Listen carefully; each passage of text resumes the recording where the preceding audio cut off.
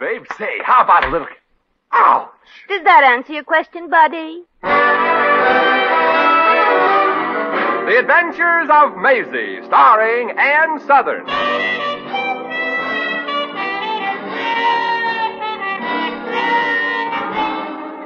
You all remember Metro-Goldwyn-Mayer's famous Maisie pictures. In just a moment, you'll hear Maisie in radio, starring the same glamorous star you all went to see and loved on the screen, Ann Sothern. But first, your announcer.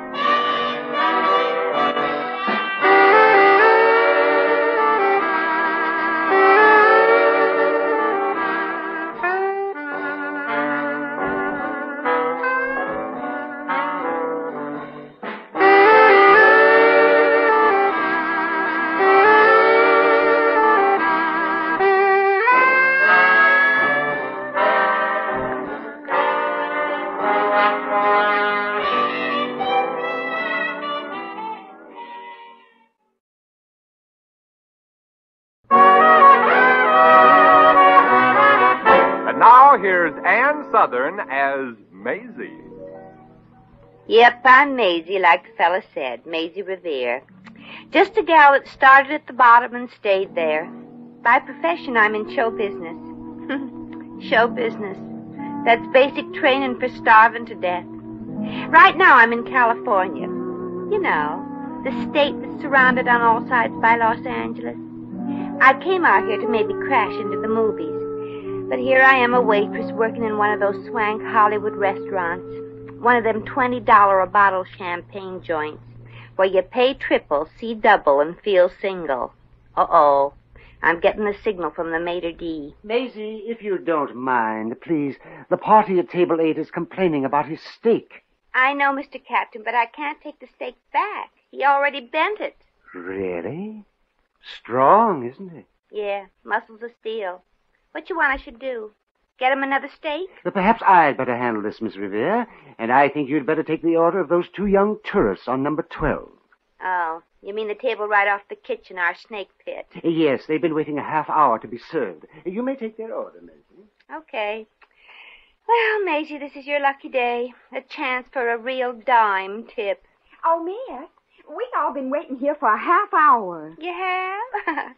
My, time sure flies, don't it? Lila, honey, it's very obvious that they don't want our business here. Why, back home we'd even treat Yankees better than this.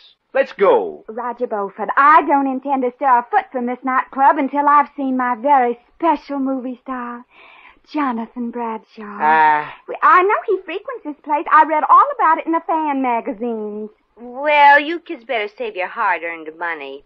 Your drool boy, Mr. Bradshaw, won't be here tonight. He's home with a case of ptomaine poisoning. He is? Gee, that's swell. Oh, poor Jonathan. Has ptomaine poisoning. How'd you get it? Here's a menu. Pick out anything you can't miss. Shucks, honey, what do you need Bradshaw? After all, you got me. Don't put up much of an argument for his side, does he, honey? Lila, sugar, I stood for just about enough of your childishness. I followed you all the way here from Georgia to talk you out of this silly infatuation for that Bradshaw person and take you back home. And we're going right now. Without even one teeny-weeny glimpse of my dream man? Roger Beaufort, you all are just about the cruelest man I ever did see. Well, now look, honey, I'm on Roger's side. I know that Jonathan Bradshaw is handsome. Exciting. Romantic. Eyes that burn right through you. 6'2", broad-shouldered, gorgeous dimple in his chin. Miss, will you do me a favor and get off my side? Lila, sugar, being married to a man like Jonathan Bradshaw ain't just sugar and cream. You'd have to share him with millions of other women. Every woman wants him. But being married to Roger here would be different. That's right. Yeah.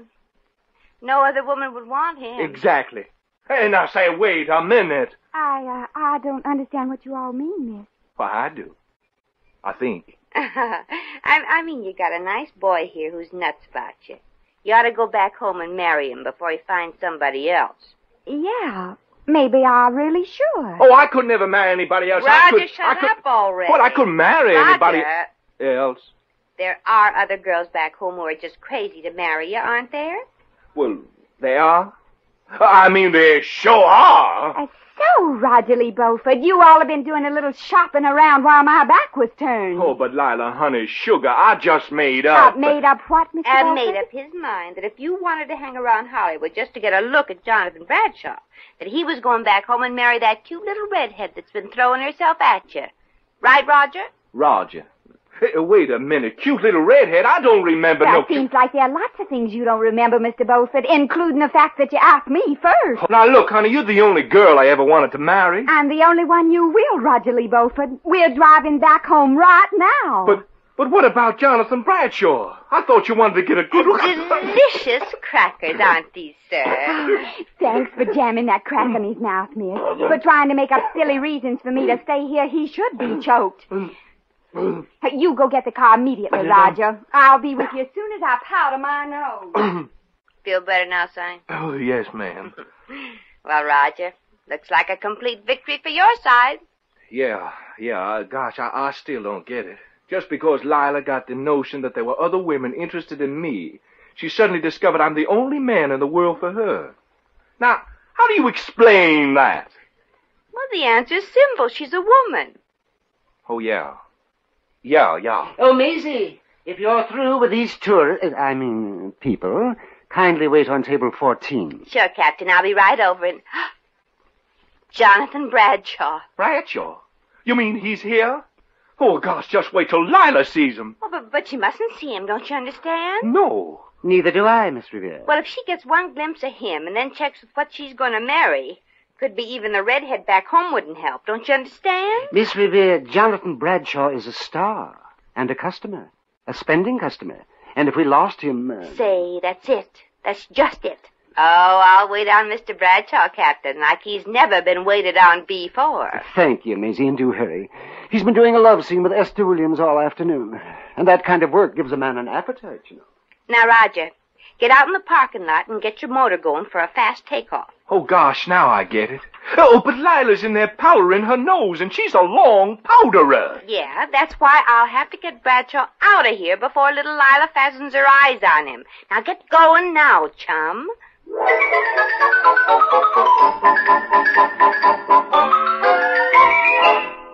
Oh, miss.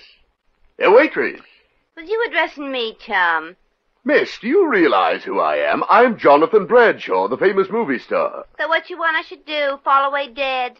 In this joint, picture stars is a dime a dozen. I have half a mind to complain to the head waiter. Me too. All the other waitresses get the big parties to wait on with big tips.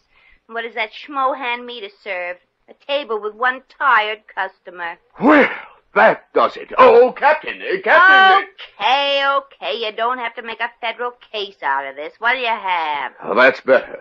Now, let's see what I'd like to eat. I'll have Make up your mind, will you? I ain't got all day. Oh, well, do forgive me for taking up your valuable time, miss. How about a hunk of fish? I don't like fish. Who does? But fish is good for you. It gives you brains. And what makes you think I don't have any brains? You've eaten here before and you came back. Please let me order what I want. After all, it's my stomach. Now, let's see. How's the steak today? One order of fish. Oh, the steak tough? There ain't anybody in the joint that'll eat it. Hey, miss, if I weren't so starved, I'd scram out of here and go someplace else. Oh, well, now you're getting smart. If you leave now, you can beat the cover charge, if you hurry. Now, Miss, are you trying to get rid of me? Oh, well, no, Mr. Bradshaw. I'm just doing this to... Well, there's a young girl here. She thinks you're the most wonderful man in the whole world. Mighty smart girl. But you don't understand, Mr. Bradshaw. She's engaged to marry a nice young man. Of course, he isn't anything like you. Well, who is? Mr. Bradshaw, you can do this girl a big favor. Do something that'll make her happy for the rest of her life. Oh, all right. Get me your autograph book and I'll sign it. No, Mr. Bradshaw. You see, if this girl actually sees you in the flesh, she may never want to go back home and marry the boy she was brought up with. It's very understandable, miss. Very understandable. Well, she's just about ready to go home with this boy, and, well... If she saw me, she just couldn't go through with it. Yes. She saw me. Yeah. The celebrity-struck kid. Just look at her, lying there. Oh, it happens all the time. Maisie, quickly, that girl, she just fainted. Get her a glass of water, a doctor. Oh, a doctor won't help her. I'll take her into the powder room and see if I can snap her out of it. Oh, anything I can do to help? Yeah. Drop dead. Oh, such impudence. Miss Revere, you're fired.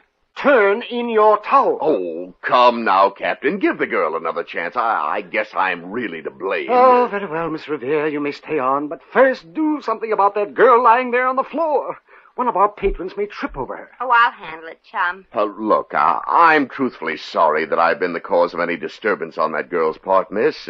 If there's anything I can do to, well, set her straight, don't hesitate to call on me. Well, gee, thanks, Mr. Bradshaw. You know, for an actor, you're almost human.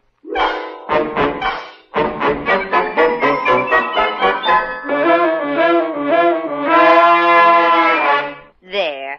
You feeling better, honey? I saw him, Jonathan Bradshaw, in person.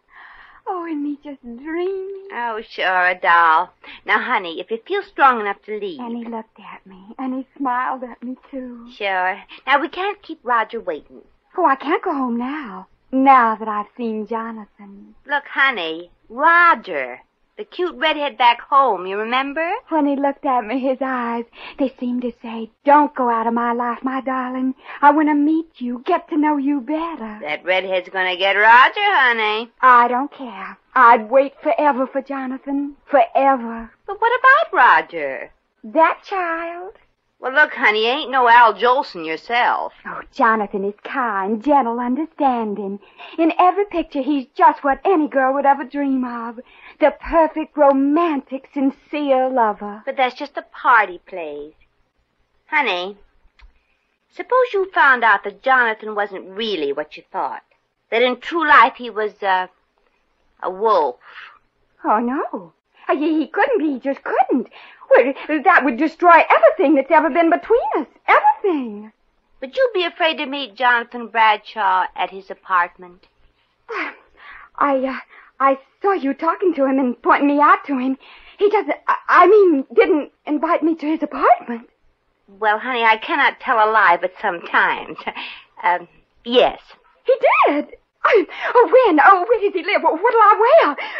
Gosh. Well, Jonathan asked me to tell you to be at his place at 9 tonight. The Sunset Arms. He'll be there. Alone. Oh, gosh. I better hurry to the hotel and change. Lila, honey, you sure took a long time in that place. Oh, hello, Roger. And goodbye. Forever. Oh, sure, forever. Say, what's this all about? Well, I'll explain, Roger. Lila has a date tonight at Jonathan Bradshaw's apartment. Oh, I thought it was something I said. At his apartment? Oh, well, there's nothing to worry about, I hope. Nothing to worry about. But suppose he well, you know, gets fresh. Well, exactly. That's what we want. Oh, yeah. We do? Well, don't you see? If Lila finds out that Bradshaw's no gentleman, but just a wolf, it'll break her heart. And that's good? Well, for you, yes. Then she wouldn't want a handsome, interesting man anymore. She'll want you. Oh, yeah. And I wouldn't have any competition anymore. Say, how did you all fix it? Fix it? I mean, get Bradshaw to invite her to his place and disillusion her by being a wolf. Well, that part I haven't arranged yet. But I'm going right over and make the arrangements. Oh, but suppose he refuses to... Well, you know, suppose he acts like a perfect gentleman instead of... Well, you know. Why, he wouldn't dare, Sonny. No gentleman could be that much of a heel.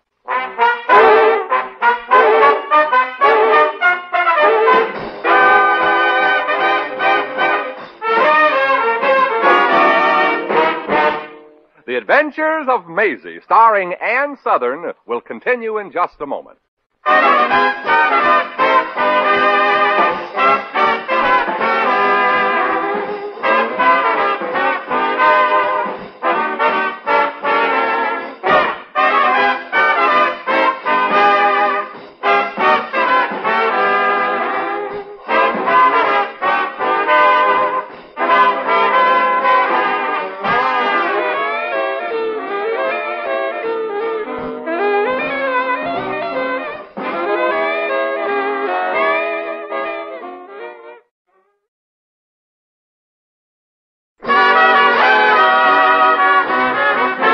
now, back to Maisie.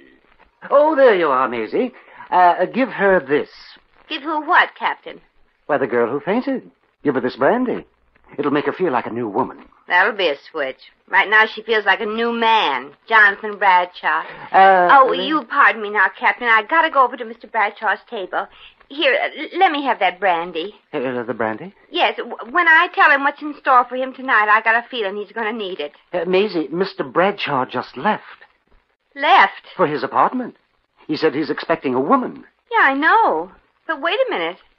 How could he possibly know? He ought to know. Mr. Bradshaw just received a phone call at his table from a woman and asked her to meet him at his apartment. I believe her name was, Marcella. Marcella? Oh, how could he be that fickle? Fickle? Yeah, he's got an appointment to meet Lila at his apartment. Oh, well, maybe he forgot about it. Oh, how can you be so stupid? How could he forget about it if he doesn't even know about it? That's right. He doesn't know he has a date with this Lila? But how could he? I didn't even tell him yet. Oh. Maisie, maybe you'd better drink this brandy. I never touched the stuff. Bye, Captain. I gotta rush down to Bradshaw's apartment and clear the decks for action with Lila.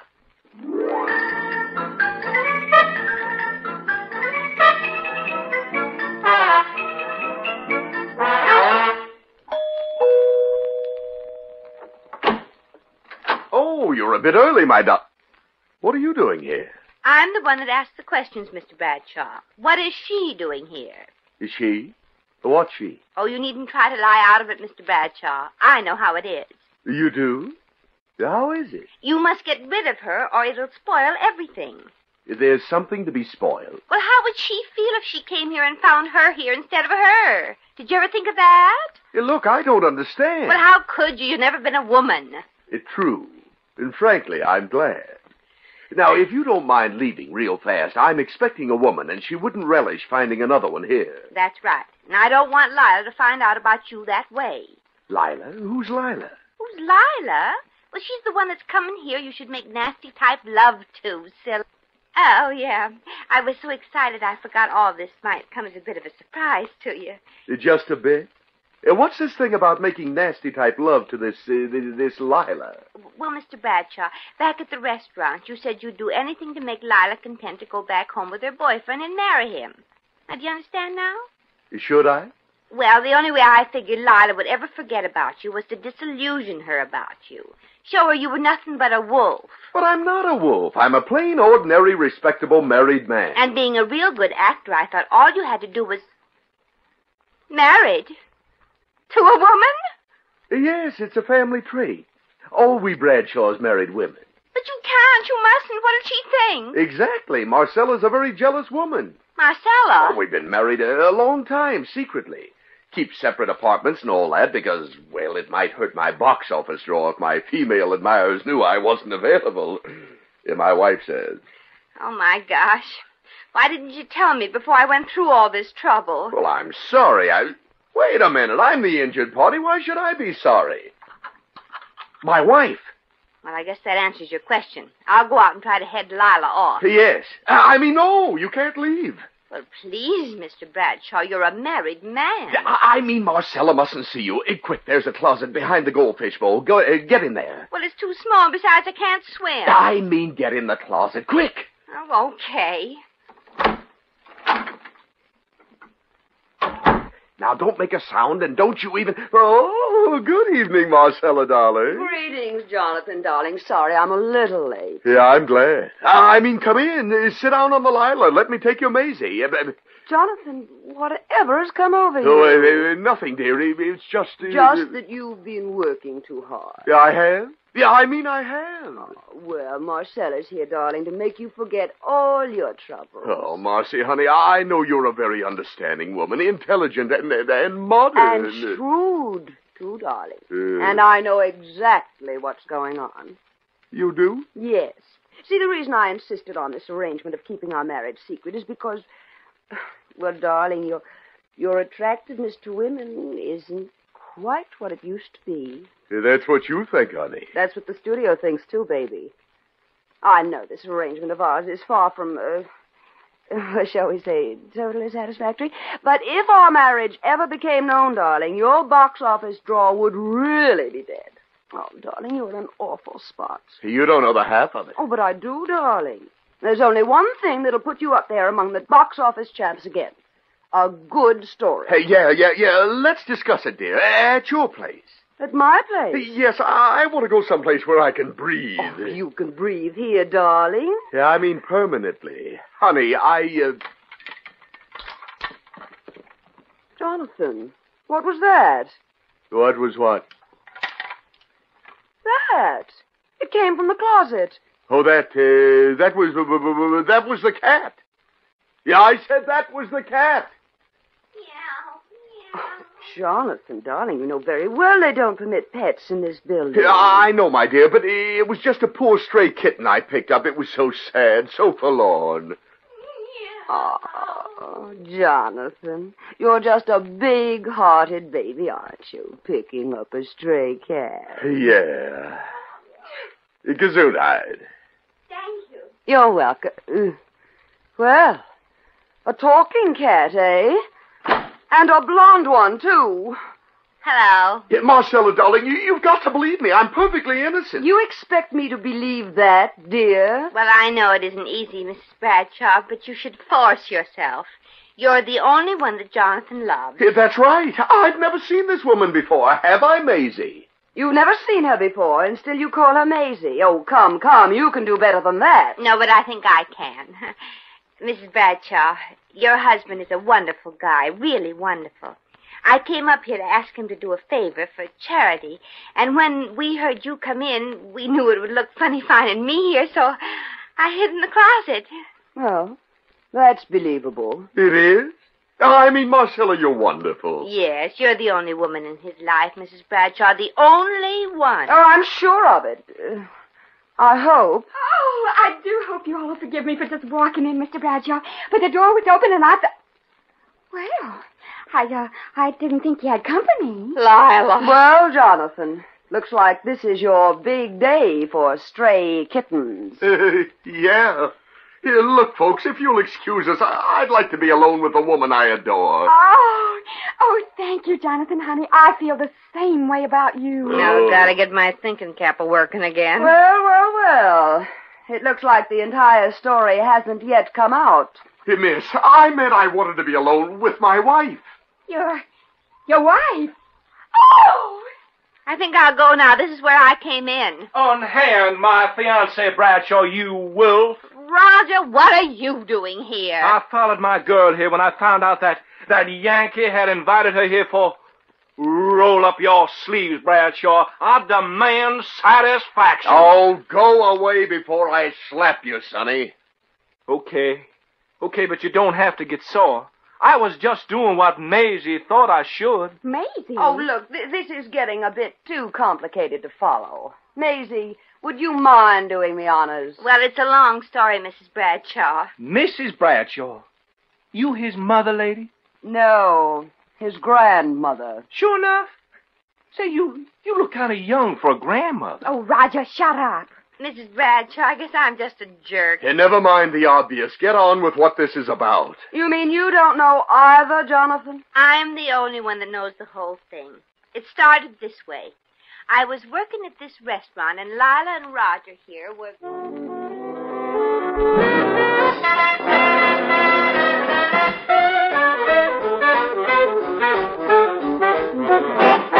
And that's the whole story, Mrs. Bradshaw. Now, if somebody would kindly open a window, I'd like to jump out. Oh, gosh. You mean you all went through all that for poor little me? And me? Gosh. Well, Miss Revere, I've heard stories in my time, but this one really takes the cake. And now, if you'll excuse me, I want to make a phone call. Hey, Marcella, who are you calling? My lawyer. Lawyer? You mean you're divorcing Jonathan? No, darling. Tying up the rights to that yarn for the screen. It's just the kind of story that Jonathan needs to get back on top. Say, you're right. And Maisie, this should bring quite a hunk of change your way. Oh, that's right. What are you going to do with the money, Maisie? Well, first I'm going to the hospital for a major operation I've been needing for a long time. Operation? Yeah, I'm going to have my big fat mouth sewed up. Come on, you kids. You got to get started for back home. Yeah. Well, Bye, Mr. Bradshaw. And thanks, anyway. Yeah, thanks. Take care of your girl, Roger. Oh, thank you.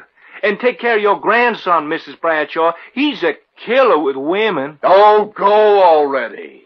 Come on, kids. Well, children, I guess this is what they call the happy ending. Lila, Bradshaw's out of your system for keeps. Now you've got Roger. Yeah. True, he's got a lot to learn, but he's all mine. Oh, gosh, Maisie. What can I ever do to thank you? Oh, just be good to Lila and name the first after me. The first? The first what? Oh, go already.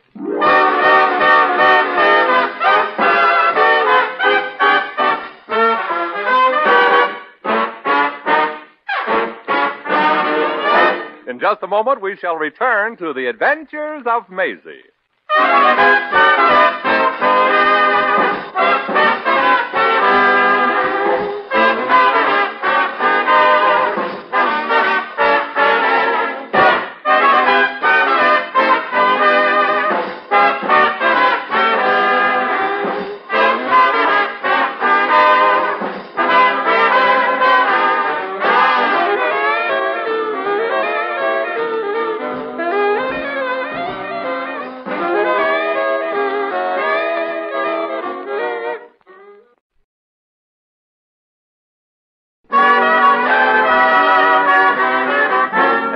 Once again, here's Maisie. Well, Roger and his little Dixie cup Lila are now headed back home to be married, and I wish them the best. I hope for Lila's sake that she made the right choice because, well, some of those hasty marriages are like eating in a cafeteria. You grab the first thing that looks good and pay for it later. And I hope that Roger made the right selection for a mate, too. Lila's pretty, but lots of men who fall in love with a dimple make the mistake of marrying the whole girl. Well, it's getting kind of late. So come on, little feet. Take little old Maisie home.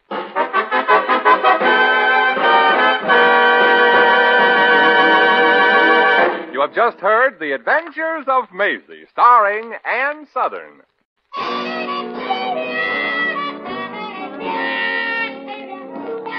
Maisie was written by Arthur Phillips. Original music was composed and conducted by Harry Zimmerman. Supporting cast included Joan Banks, Sammy Hill, Howard McNear, Peter Leeds, and Frank Nelson. Jack McCoy speaking.